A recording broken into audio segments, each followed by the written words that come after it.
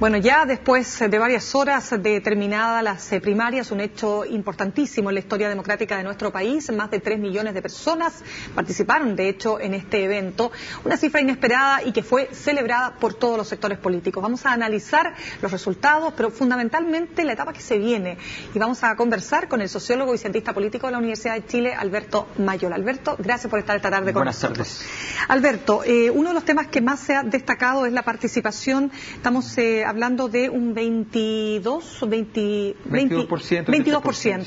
Yo quiero entender lo siguiente, si bien los analistas dicen esto no es una muestra de lo que puede pasar en noviembre, sin duda es un termómetro. ¿Cómo lo ves tú? O sea, a ver, hay elementos que son importantes. Primero, entender que efectivamente hay comportamientos disímiles entre las elecciones cuando están en juego temas presidenciales que cuando están en juego temas municipales. Cuando estamos en juego temas municipales hay tipos de comunas en los cuales hay más interés en votar, y cuando hay temas presidenciales hay otro tipo de comunas donde hay más interés en votar. Entonces esos son factores que tenemos que tener en consideración. En cualquier caso, efectivamente hay elementos que pueden permitir una muestra. O sea, aquí hubo candidaturas de partidos políticos que son importantes en la historia de Chile y que hoy día, por ejemplo, Democracia Cristiana, se ven reducidos. ¿Ya? Hay otra muestra que podría ser importante a mi juicio, que es el hecho de que la derecha convoca una primaria que hizo gran esfuerzo por convoca solo 1/3 de los votos de la Concertación, y eso es un factor, digamos. Entonces, y da la impresión, dado el peso que podrían ir tomando los independientes, lo que se ha medido hasta el momento, que efectivamente ese tercio podría ser algo parecido a la votación de la derecha en noviembre, lo que es bastante impresionante porque revelaría un cambio del comportamiento del electorado de derecha que bajaría de un 45-50% a una cifra mucho más baja. Entonces, eso cambia el escenario del país radicalmente. Ahora, ¿te sorprende, primero, dos preguntas? Una, ¿te sorprende el triunfo de Longueira, dada la cantidad de gente que votó? Y segundo, ¿qué importancia le das tú al distrito 23 de Itacura, Las Condes, Lo Barnechea? No, mira, yo creo que el triunfo de Longueira es un triunfo que está, o sea, iba a ser apretado. Eso es lo primero que más o menos se podía deducir. Es cierto que las encuestas daban otro tipo de resultados, pero ahí hay que ver. La encuesta se hace en población que no se sabe si va a votar realmente en la elección. La mera declaración de que se va a ir a votar ese día no es suficiente, por tanto tienen márgenes de error que no tienen que ver con la muestra, sino que tienen que ver con la operación misma de la pregunta. Pero evidentemente Longueira tenía una opción, o sea, no era real esa idea de que Alamán iba a pasar por encima. Era una opción difícil porque la UDI había tenido una candidatura complicada, sacando a Gordon, poniendo a Longueira, era complicado. Pero efectivamente la pequeña diferencia la logró sacar, y eso no era tan raro. Tienen una base, ojo que la UDI hereda lo que se llama el pinochetismo popular. Pinochet tuvo ascendiente en el mundo popular, y ese pinochetismo popular es una base fundamental para la UDI que no tiene renovación nacional. Y que por tanto ahí hay una base mucho más motivada políticamente, mucho más participativa, más activa, mucho más anticomunista, por ejemplo, que es un factor que puede pesar en muchos de estos comportamientos. Por tanto, era esperable que al menos Longueira no fuera un rival fácil de vencer. Por otro lado, uno podría decir, mira, sabes que efectivamente lo otro sorprendente igual es la votación de Velasco, ¿no? Pero más que por Velasco, por la votación de la DC, o sea, porque la DC sale acá abajo. En contraste. Claro. Pero te puedo pedir un favor, Sí. Alberto, vamos a entrar en ese punto, pero cerremos primero Sí. con la alianza, porque yo quiero preguntarte, así como tú hablas de un pinochetismo popular, en sectores populares, en fin, resulta que también Longueira vence en los sectores altos de Santiago. Sí. Entonces, ¿qué pasa ahí? Porque te lo pregunto porque hablábamos recién con Marta Lago de Mori. Ella decía que lo que se ha expresado es una derecha silente, una derecha que tiene un voto duro, como probablemente sería un pinochetismo más claro, ¿no es cierto?, que no se expresa abiertamente en las encuestas. No solo en las encuestas, sino que si tú miras, lo que pasa en Chile más o menos hoy día, pero eso es un factor interesante. Los más conservadores no van ni siquiera a los paneles de televisión. O sea, no van a decir que están con tal o cual postura. Uno en los paneles de televisión ve gente que está en favor del matrimonio igualitario, en favor de un conjunto de medidas bastante más liberales. O por último que está dispuesto a alianzas. O que está dispuesto a alianzas, a negociar ciertos temas, porque así es la política. Pero ¿no? hay un grupo muy importante en Chile que es muy conservador y que efectivamente, y la verdad es que esa tesis de que en las comunas de que si Longueira, si bien le iba bien en las comunas populares, a Alamán le iba mejor en las comunas ricas, es una tesis que efectivamente no tenía mucho asidero, porque Si uno mira en Las Condes, la votación de la UDI, una votación bastante buena, digamos, o sea, ellos tienen una representación fuerte en la zona. Por tanto, lo más probable es que haya una lógica de tendencias a los empates en esas comunas más ricas. No es cierto que Longueira, por tener este rostro más social, esté metido en las poblaciones, no, lo que hace es una mirada hacia la población desde arriba, y eso también interpreta a mucho electorado. Ahora, fíjate que yo escuchaba a un conocido representante de la Alianza y decía, si el tema no es ganar la elección de noviembre, el tema es ganar la elección de noviembre, digo, presidencial, sí. El tema es ganar el Parlamento. Sí, pero no lo van a lograr. ¿Por qué? Porque el sistema más o menos está hecho para que con pocos votos uno más o menos empate, pero no con tan pocos, digamos. O sea, si la derecha se vuelve a la votación que tenía a principios de los años 90, ¿ya?, que más o menos lo que yo creo que va a ocurrir, si la derecha vuelve a esa votación, recordemos que la forma que tenían para empatar el Congreso era con los senadores designados. Así que el binominal no va a dar para permitir que empaten con tan poca votación. Lo más probable es que haya una cantidad de doblajes mucho más significativa, ¿ya?, y que por tanto hay una presión fuerte sobre... La única ventaja que podrían tener es que efectivamente la nueva mayoría no es una nueva mayoría, o sea, efectivamente quedan muchos afuera y por tanto hay muchos votos que se puede cortar ahí y impida los doblajes. Claro, entremos en el tema Velasco-Democracia Cristiana. ¿La democracia cristiana es la gran derrotada de la nueva mayoría? Obviamente. La democracia cristiana es muy derrotada, sobre todo porque la votación no solo queda tercera, sino que queda tercera con distancia, queda tercera muy bajo, queda tercera incluso cerca de la votación que obtiene Gómez, ¿ya?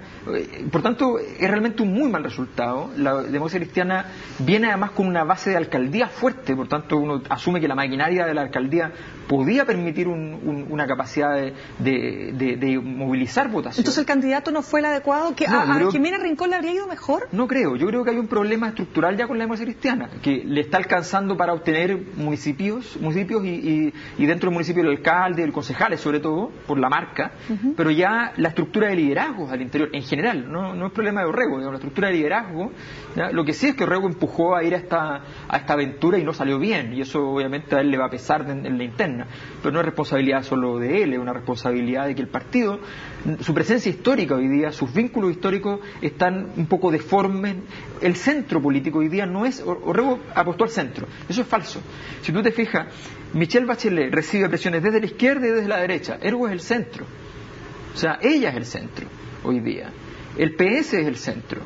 Y por eso pero el PS quiere que no se acabe la fantasmagoría de que tal vez ellos no son tan el centro y trata de invitar a la DC para que este problema no se produzca, pero en realidad ellos constituyen ese centro. ¿Y Velasco qué es entonces? Lo que pasa es que Velasco objetivamente es un caso muy interesante porque fíjate lo siguiente, la derecha fue con dos candidatos de la derecha política, algo que no pasaba hace rato porque quienes habían ido de candidatos presidenciales son de la derecha económica. Piñera como gran emblema, y Lavín objetivamente no pertenecía a los grandes fundadores de los partidos, era un rostro. Y se había ido desmarcando también en un sentido. Y muy despolitizado además, claro. Lavín. Nunca había habido en los últimos, de hecho nunca, durante toda la transición, había habido un candidato presidencial de la derecha que representara a los partidos y fielmente políticos. El origen, particularmente de la derecha transicional. Pero sobre todo de la derecha que apoyó a Pinochet. ¿Se revive en ese sentido, a tu juicio, el sí y el no? Yo creo que se revive de un modo muy distinto, pero se revive. O sea, efectivamente aparece un escenario sí-no, pero ese escenario tiene una diferencia importantísima, y es que es el fin del siglo. Las conversaciones terminan donde comienzan. Cuando uno llega a una cena, se sienta, se pone a conversar un tema, y cuando uno volvió al tema original sabe que tiene que irse, ¿ya? Aquí estamos volviendo a replantear los temas que están en juego desde la época de la dictadura, y entonces la derecha entra en ese juego. Y ahí aparece Velasco, que Velasco es el hombre hoy día que representa a lo que llamamos normalmente la derecha económica. O sea, estos dos candidatos representan la derecha política que está, de alguna manera, estos dos partidos, Renovación Nacional y la UDI, están en una crisis política. O sea, es cierto lo que dice el ministro secretario general de la Presidencia, que nuestro proyecto de la Alianza está más cercano a Velasco y Orrego. Por supuesto, y es un candidato que representó el mundo empresarial y que le dio a este mundo empresarial nuevo, renovado, que no quiere estar vinculado a esta derecha conservadora. Claro, porque está de partida está partidario del matrimonio igualitario. Exactamente. Y de otros temas valóricos que no son parte de la agenda de la derecha. Es un empresario que liberó de la presión moral y que lo único que le dice es conservemos el modelo. y Velasco representó eso y lo hizo exitosamente y permite una negociación al interior de la concertación que va a ser muy compleja por cómo resistir las presiones que vienen de un lado y del otro, ya con su nombre propio puesto como el hombre de ese representante de esas ideas del empresariado. Ahora, ¿qué pasa con Michelle Bachelet? ¿Cómo se explica que en zonas donde, a ver, estuvo el tsunami, estuvo el epicentro del terremoto, después de toda la acusación que ha habido contra su incapacidad presunta, ¿no es cierto?, de no haber sido capaz de liderar mejor las cosas para ese día 27F y todo lo que... Y resulta que gana Juan Fernández, gana en Dichato, sí. En fin, ¿qué cura? Es decir, ¿cómo se explica? Mira, lo importante... Mira, yo tengo una investigación del año 2005, cuando aparece el fenómeno Bachelet, investigamos a Bachelet. Ya. Y el fenómeno, efectivamente, escapa al ámbito de lo político. Es un fenómeno que podríamos llamar de sociología de la religión, ¿no? Bachelet es doctora. Fue torturada, es lo que dice el imaginario colectivo. No es efectivo, pero fue torturada, dice el imaginario colectivo. Estuvo detenida, su padre fue asesinado, detenido. Es el dolor. El pueblo dice, respecto a sí mismo, nosotros en el pueblo somos el dolor de cada día. Ella representa nuestro dolor, pero además ella es doctora, ella sana del dolor. Pero además ella tiene una etapa superior donde ella llega y desde el amor, entre comillas, perdona y puede mandar, comillas, vengarse de quienes le hicieron todo eso mandándolo, siendo la ministra de Defensa de las Fuerzas Armadas y poniéndose arriba del tanque, que es la escena fundamental y fundacional de Michelle Bachelet. Ese gran triunfo moral hace de Michelle Bachelet un elemento, un emblema, un hito moral de la historia de Chile. Ella no se puede equivocar porque siempre se equivoca con buena intención. Quienes se equivocan son los que están a su alrededor. Y mientras más perversos y siniestros sean los que están a su alrededor, su figura más resplandece. Mientras más le dicen, mire, el señor que usted tiene al lado es lo peor que puede existir, ella se ve mejor, se ve más limpia. Entonces, ella es una figura cristológica, ¿ya? Ella es invulnerable. Fíjate, piensa que cuando a Lagos le decían, usted es agnóstico, la candidatura de Lagos temblaba. ¿Ya? Cuando ella le dicen usted es agnóstica, o incluso le dicen es atea, ella no tiembla, porque ella es Cristo. Entonces, tú realmente estás hablando de una definición que tú logras hacer a partir de una investigación para entender este fenómeno. El año 2005 lo tengo publicado, o sea, es un asunto que es una figura donde ella, por tanto, cuando tú lo único que quieres es perdonarla. Si se equivoca, tú buscas la manera, ves el video del 27F y dices, pero mira, si los militares no le dijeron, ¿ya? Tú la ves haciendo el ridículo y qué sé yo, tú dices, pero mira, pero si está bailando, es simpática. Pero espérate, ¿reúne ella el clamor de la calle? No, no es el clamor, es el patos, es la emoción. Ella es algo mucho más profundo, no tiene contenido, por eso no necesita los contenidos. Ella está por detrás de eso. Ella simboliza, mira, la esperanza. Todos los líderes están parados en la dominación, pero ella no. Ella está parada en la legitimación, no en la dominación. Por tanto, ella tiene una existencia espiritual y por tanto se administra eso espiritualmente. El problema es cuando eso choque de alguna manera con la realidad. Ella en el gobierno anterior nunca chocó con la realidad, logró administrar esto tan genialmente que nunca chocó con la realidad.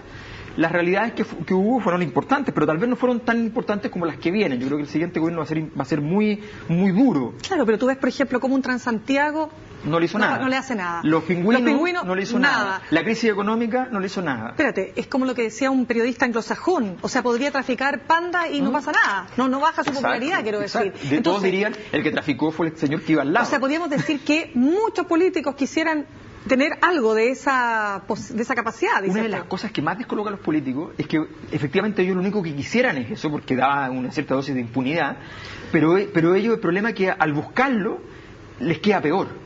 Tratan de acercarse a la gente. Hoy día quien puede competir en realidad son miradas que salgan de ese eje, que no traten de jugar ese mismo partido, ¿ya? Ella en ese mundo es invulnerable, ¿ya? Y por tanto, al contrario, esa zona es una zona donde le fueron a decir sistemáticamente, aquí ustedes fueron castigados por Michelle Bachelet.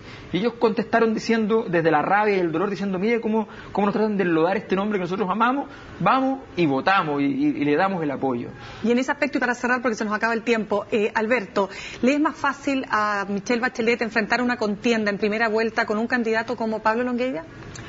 que Andrés Salamán, estoy pensando. Sí, yo creo que Pablo Longueira va a tener problemas de llegar incluso a los 30 puntos, por eso te digo todo. O sea, yo creo que va a crecer mucho Parisi, van a crecer los candidatos independientes. Yo apostaría que incluso la suma de los independientes puede llegar a ser casi un tercio. Muy bien, Alberto, gracias por acompañarnos esta tarde.